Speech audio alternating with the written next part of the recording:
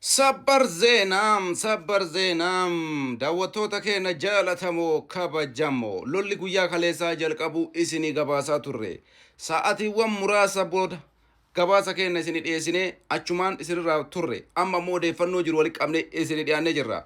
Lolli dheengadda sa'atii 11 irra jalqabe naannoo Suudaaniin akkasuma waraana Suudaanii irraa meeshaalee waraanaa galfachuudhaaf Tigree yaalaa turte waraana armii 70 jedhamu naannoo Sharariinaa jedhamtu gara Walqaayitti Xagadeetiin makkalaakaa saraawitii irratti lola baluu isaa gabaafamaa akkuma ture ni yaadattan. Isa kanaan wal qabatee makkalaakaa saraawitiin haala eeggameen tarkaanfii barbaachisu biyya isaa ittisuudhaaf akkuma yeroo kamuu aarsaa godhee lubbuu isaa osoo hin qusanne tarkaanfii barbaachisu fudhatee wareegama qaalii kafalee biyya tana tursiisetti har'as taarika san irra deebi'ee dalagee jira jechuudha. Naannoo Sharariinaatiin tarkaanfii gareen huwaatu ofiin jedhu TPLF Suudaanii wajjin achiin meeshaa seensisuudhaaf makkalaakaa cabsanii gara seenuudhaaf yaalan guutumaan guututti fashalee jira.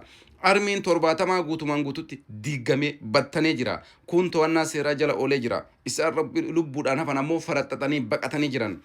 Kana qofaa miti naannoo kana guutuu naannoo Sharariinaa jedhamu kana guututti makkalaakaa saraawitiin to'atee jira jechuudha. Amma booda iddoo qulfii qaamni kamuu Itoophiyaa seenee ittiin rukutuu hin danda'u jechuudha. Abeet anchi gaa cawwataa ilaala.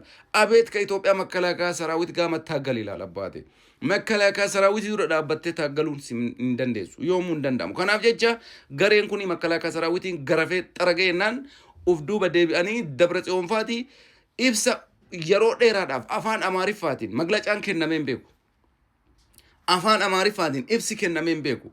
Yeroo jalqabaatiif guyyaa kaleessaa guutuu ibsi afaan Amaaraatiin kennamaa ture jechuudha.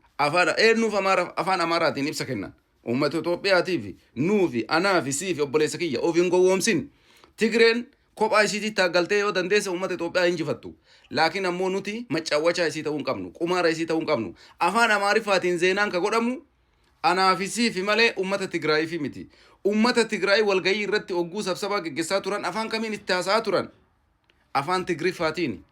Amma maglacaa maaliif afaan Amaariffaatiin kennuu barbaachise? Jaalataniiti miti. Uummata Itoophiyaa kanatti fayyadamanii baandaa fi ergamtuu isiif harka dhooytu wayii barbaachaaf godhama malee uummata Tigraayifi miti jechuudha. Maglacaan afaan Amaaraatiin kennama. Uummata Tigraayiif barbaannaan afaanuma Tigriffaatiin ibsi kennamuudha qaba. Ibsi afaan Amaariffaatiin kennamu guutuun anaafsi akka ilaallatu quba qabaadhu jechuudha. Kanaafuu bilxii taatee argamuu qabda jechuudha. Biyya kee faana dhaabbadhu obboleessa kiyya. Biyya kee wanni si caalu hin jiru. Abiyyiin Ahmad har'a hin jira boru hin jiru. Itoophiyaan garuu itti fufti. Yeroo kamuu Itoophiyaan ni jiraatti. Kanaaf biyya keenya faana haa dhaabbannu. Ammas tana makkalaakaa saraawitiin injifannoo cululuqaa isaatti itti fufa. Waraanni ammas hin dhaabbanne itti fufee jira. Babal'ina isaa ammoo deebinee isin dhufna gaba biraatiin ammoo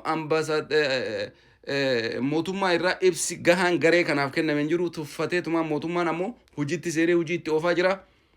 Bal'ina isaa ammoo walitti kan deebinu ta'a. Isinirraa ammoo kan eegamu miidiyaa keenya foloo godhadha. TikTokii mallattoo eda'uu balleessi. Facebook foloo tolchi. YouTube subscribe godhadhu.